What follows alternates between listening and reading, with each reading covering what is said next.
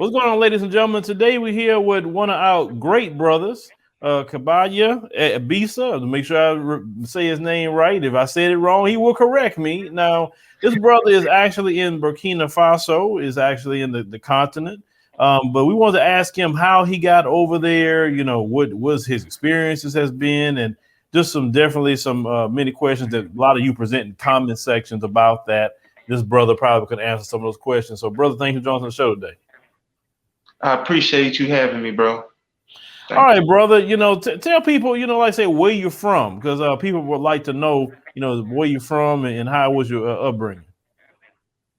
I'm from St. Louis, Missouri, Midwest, and my upbringing, you know, just like I say, mother and father in the home at one point, you know, typical black home. They got into it, kind of split up. So I was a single parent type of living for a while. Lived with the grandma. I was into the streets a little bit. Football kept me going, kept me focused a little bit, you know. Then after that, I just focused on the music. But I always been on the music since I was younger too, so that always kept me occupied. Always in the streets, just trying to stay occupied, you know, with my friends and all that type of stuff. But pretty normal upbringing. So you say were your parents married? Yeah, they was married. Okay, how long? You know, how old are you when they got divorced? They never got a divorce. They just separated. They Oh, just wow. separated, but they never got divorced. Okay, because that, you know, I can relate to that, because when I was 8 years old, that's when my parents broke apart. And thinking back on that, I loved it when my dad was there. I loved it. And going from having my dad there every day to now he's not there. You get what I'm saying?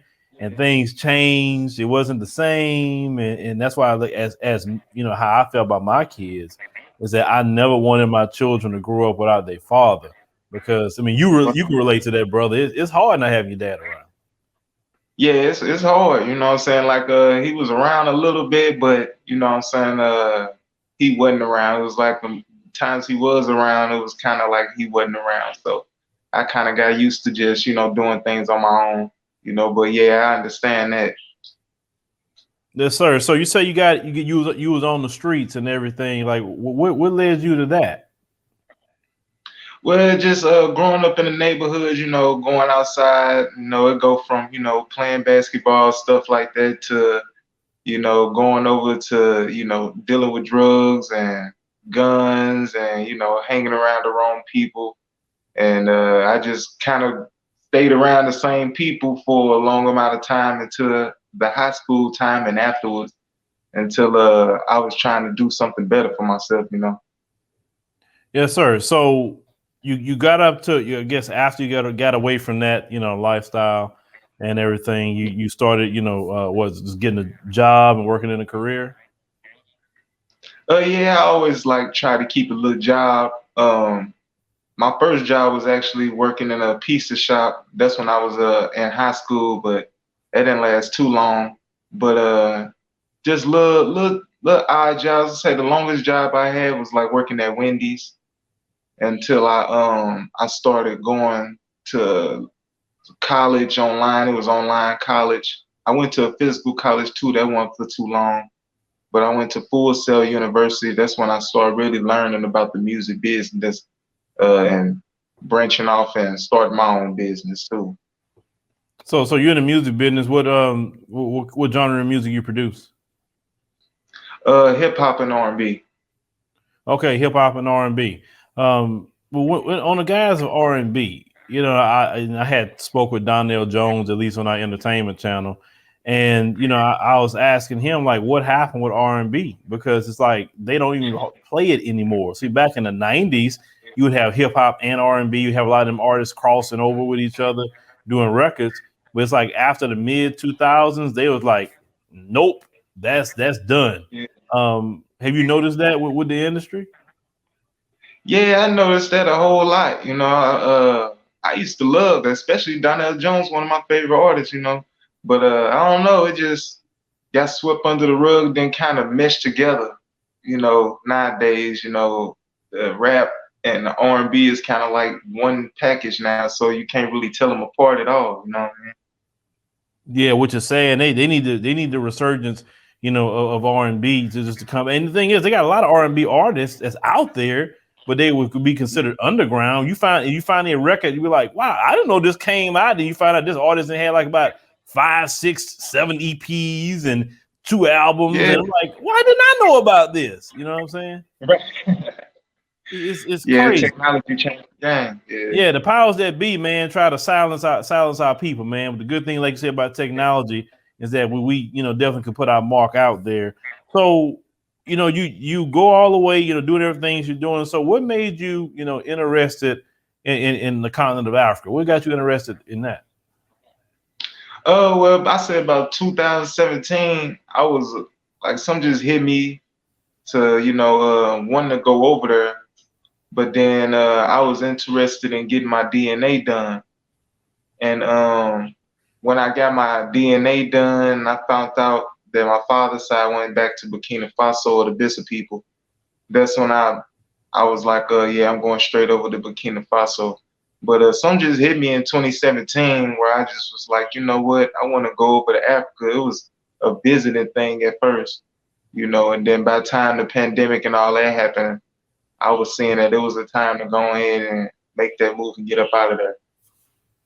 Okay, so did you make that decision alone, or your family? Or you made that with your wife, or how did that work out?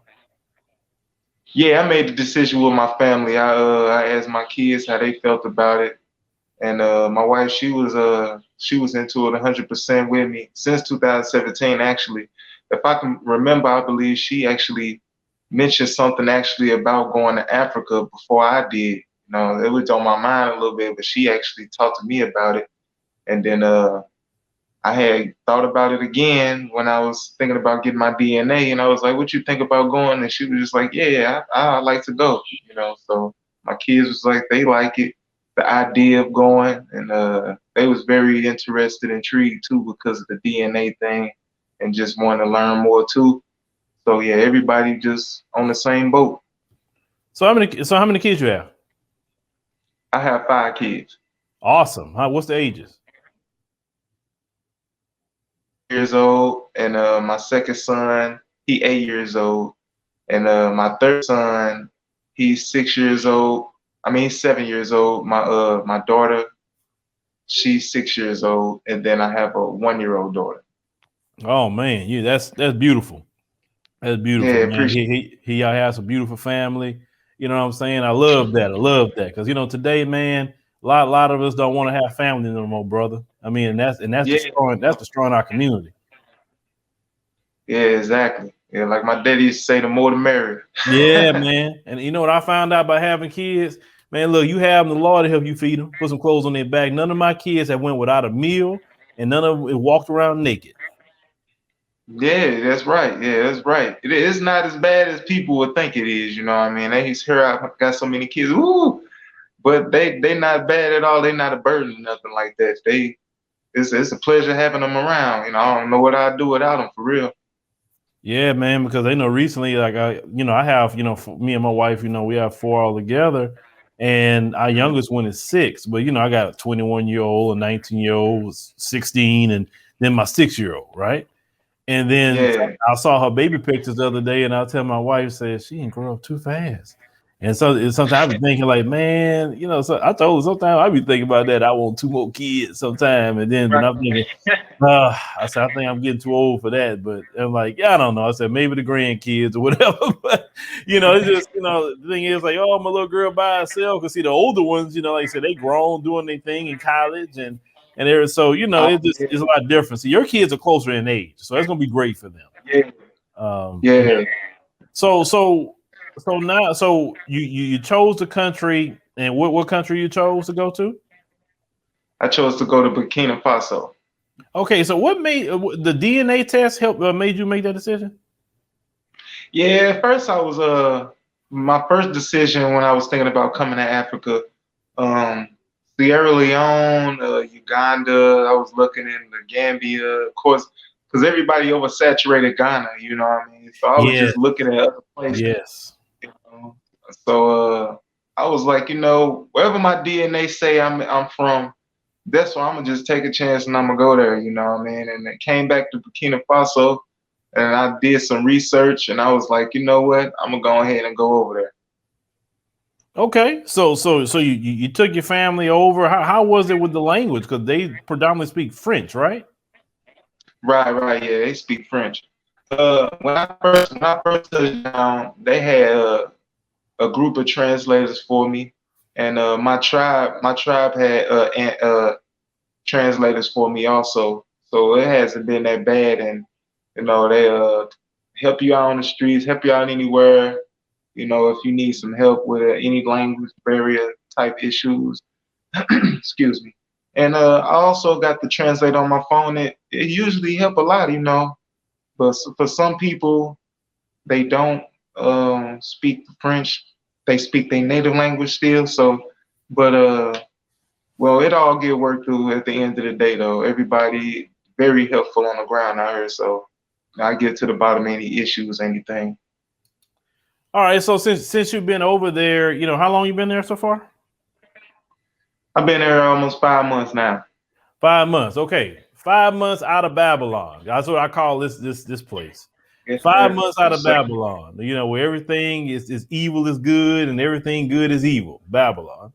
How do you feel being in Burkina Faso as a father, a husband? How do you feel having your family in Burkina Faso versus when you had your family in Babylon?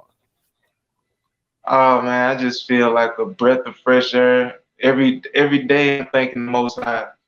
Every single day I thank the Most High. Not a day go by. I just be thinking about being in bondage and having to be a slave every day, and the way the society is, having to go out with my gun every single day and have extra guns just in case, and all type of stuff, worrying about, it could be a random shooting anytime, having to watch my kids, having to watch for predators and all this type of stuff, and to just being, free, you know, every day, the kids, they can go out and play, no problem. It's just a big relief, big fresh air, breath of fresh air for real. It's just totally different. Well, let me ask you another question. So, and people that go understand this, and I try to explain this to people, is that when you leave out of here and you landed in Burkina Faso, like when you got there, did you feel like a stress is off your shoulders? Oh man, when I got to Togo, I knew I was free. Like on my way, they stopped at Togo first. When I got to Togo, I was like, man, I'm free. I'm free like this. Just getting off the plane and feeling the love from the brothers and sisters, like the vibe. You know what I mean? I knew I was somewhere different, and it was.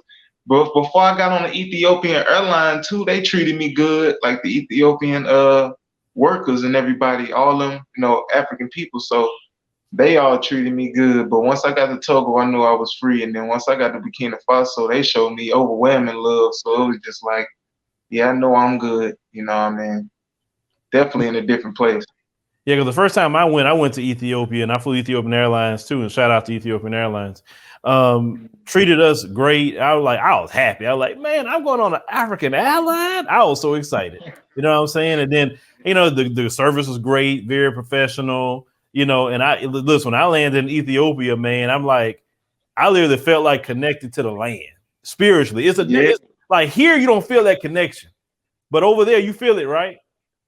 Oh man, you feel as soon as you touch the ground, it's like, I don't know, it's like some spiritual. Like I say, when I hit Togo, I wasn't even in Burkina Faso yet. When I hit Togo, it was like, man, when I saw Africa from the window, it was one thing, but when I got out the plane, I was just like, man, I feel it. I'm free now. You know what I'm saying? I can't describe the feeling, but it felt good though.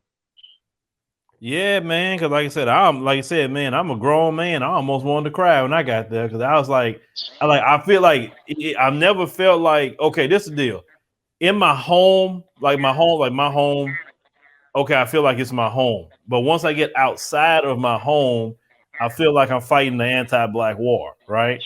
Exactly right. And on the continent, I don't feel like I'm fighting the anti-black war. I just feel like I'm home. I'm at peace, like I am in my home, right? You know what I'm saying?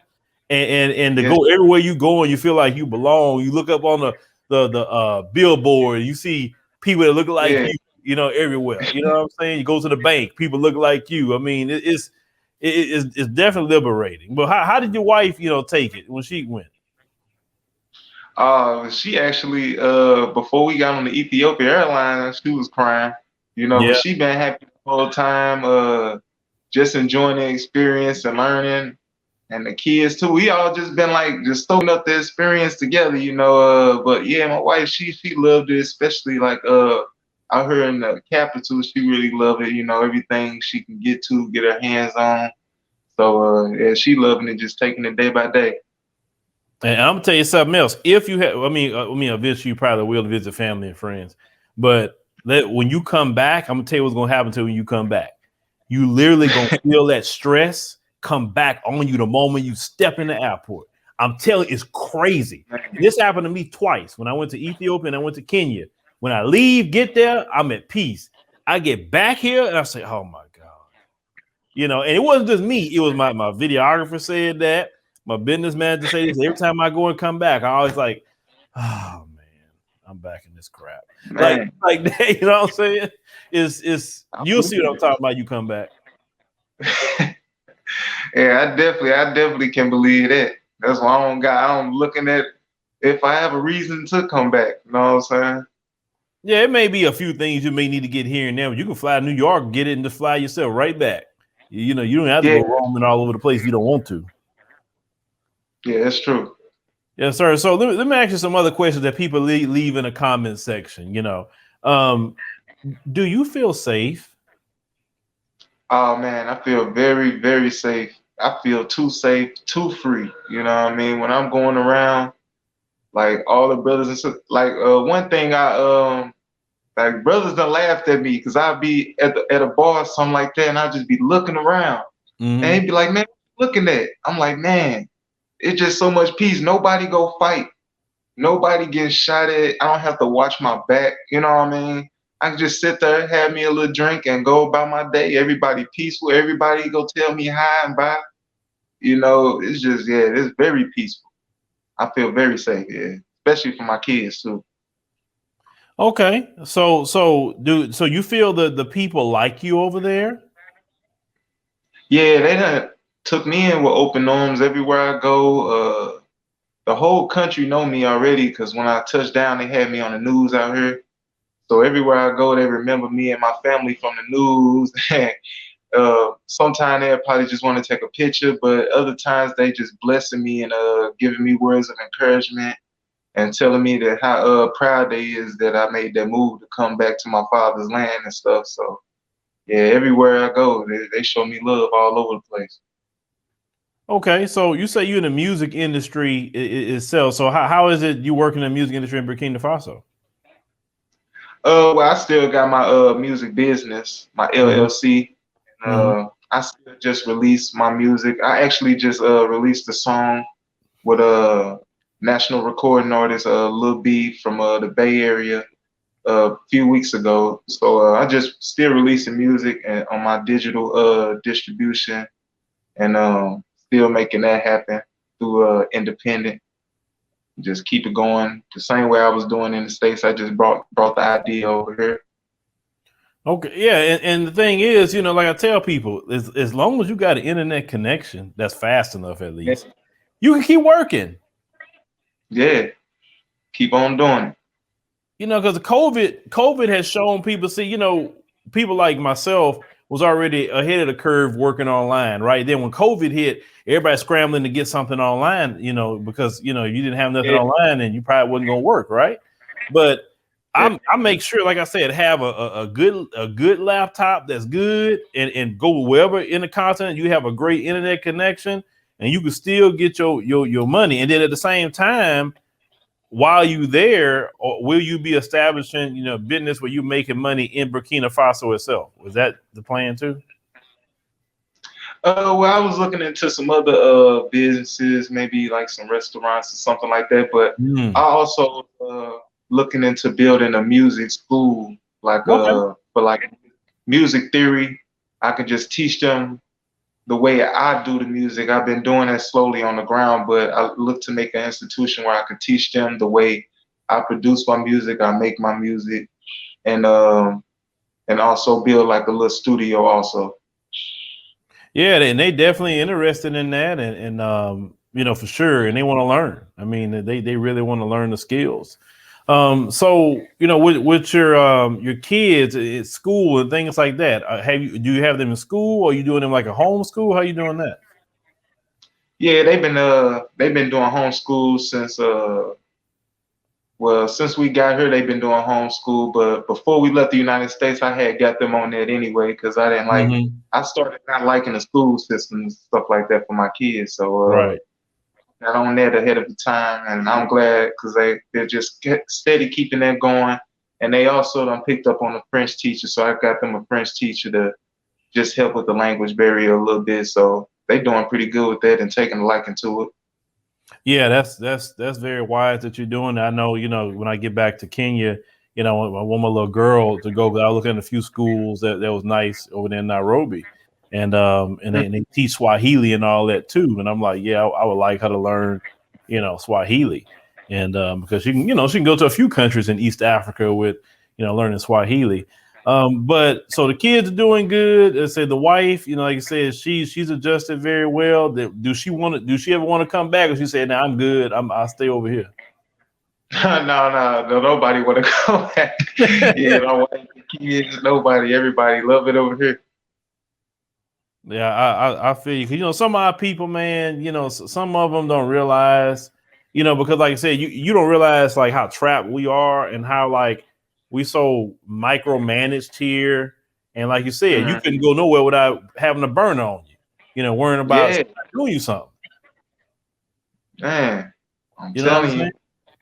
you, And I had anywhere I go, a guy that went on our Kenya trip in 2019, and that brother said he went jogging in the neighborhoods. And he said, you know, it's the first time I ever felt why didn't need to burn on me to go and run anywhere. And I'm like, for real? Like, yeah. He said, I feel just at peace. Everybody's waving at me. How you doing? And that's it. Nobody trying to, I ain't worried about it. Nobody running up on me, talking about where you coming from and all that. I'm like, yeah, right, right. you know, I mean, you know, this country done a number on black people, man. I mean, it's like, unfortunately, it has. Yeah, man, it's real bad on the mindset, you know, and I'm like I'll be going around, I'll be letting them know, like, boy, y'all got too much peace over here. It's just too much peace, you know.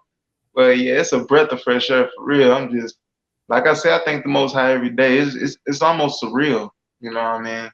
No problems, just peace. Everybody building on their home how they want to, just chilling. The kids going around free, no problems. Yeah, because over here, man, you can't let your kids play outside like you used to. You know, like when I was growing up, you know, that's something we did every day. But today, you got to be careful. All these pedophiles and all these people trying to abduct your kids, and so it just and I saw over there in the continent that kids would be playing with each other, playing. You know, and it's no issue, no problem. And I'm like, see, we missed that sort of thing. You know what I'm saying? Yeah. So Yes, sir. Yeah, the kids go around, they have a good time. Kids just be free. All not necessarily even my kids, just everybody kids just out there playing with the animals and everything, having a good time all day long, you know what I mean? You might even see a little kid riding on a motorcycle or something, you know. Yeah, they real free. yeah, I seen also, you know, you talking about looking at the kids, like something here they got versus over there. Boy, if you get some of them, you start opening up some of them kid playland places over there, man, you gonna hit a lick. There's a lot of kids. Oh yeah, man, they be just looking for something to get into. Yeah, I was definitely thinking about that as I go along. Hopefully I can do some. I have been talking to one of my brothers out here about that too. Yeah, I mean, it's like because when you get over there, I'm pretty sure you like you saw it like I saw it. It's that I'm like, it's so much opportunity for business, man. It's like wide open, you know what I'm saying? And you could provide jobs locally, you know, with hey, you providing jobs, you're definitely doing the right thing. But the opportunity is just vast. Yeah, it's definitely true, man. It's like there's so many things you can do, you know. I just been taking my time and just soaking it up for real, you know. But coming with looking for different type of buildings. That's probably the only thing, you know, just looking for the right spaces, you know, one thing at a time. Like I was looking into some restaurants too, so looking into some spots, starting with restaurants and looking at places where that's big enough for kids to come and do something, you know. So just day by day, just getting the word out, talking to the team on the ground and making everything happen, you know. So did you ever make some connections with people in the government yet? I actually talked to the ambassador already, but the president knows about me and my situation because of my ancestry and everything, and they are in the talks of, you know, just because they never seen my situation here in this area, you know, with my ancestry, and so working out everything, trying to get to the bottom of dual citizenship right now. Oh, good. You're working on citizenship. That's good. And I tell people, you know, when they say, why don't you just give a citizenship? I say, if you actually would go and you keep going and you make relationships, you will be surprised what you get. But you got to go. Yeah. You can't just get it in the mail and talk about, okay, now you're a citizen. Like, that's not the way it's going to work. Right. Yeah, you got to make a move first, you know what I'm saying? Yes, sir. So, brother, tell people, you know, like I said, how they can reach out to you in case they got some questions about anything about that move. Are you the man to ask? Because, you know, when they have all these questions about, you know, security, sometimes they ask questions about jobs, but I always tell people, you don't go to the continent to get a job. You go to the continent to start a business. Because ain't no job waiting for you when you get there. But tell people, you know, how to get in contact with you, just in case they may want to go to Burkina Faso themselves.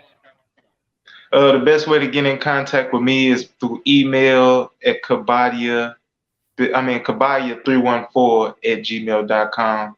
And or you can check me out on my YouTube, KabadYah Bissa, and you can tap in. I pretty much answer any question when I go live. I answer all the questions on there. So a lot of people like to be on there when I go live and stuff. So either one, my email probably the best way if you want, you know, instant access, whatever.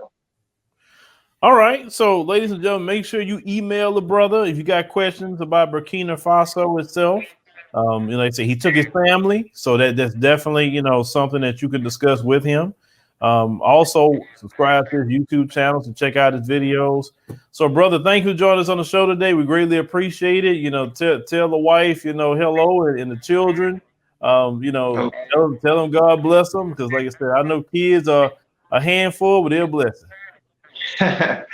Yes, sir. I appreciate you having me, bro. Thanks for the time. It's definitely another blessing on top of just being on the continent itself, you know. Yes, sir.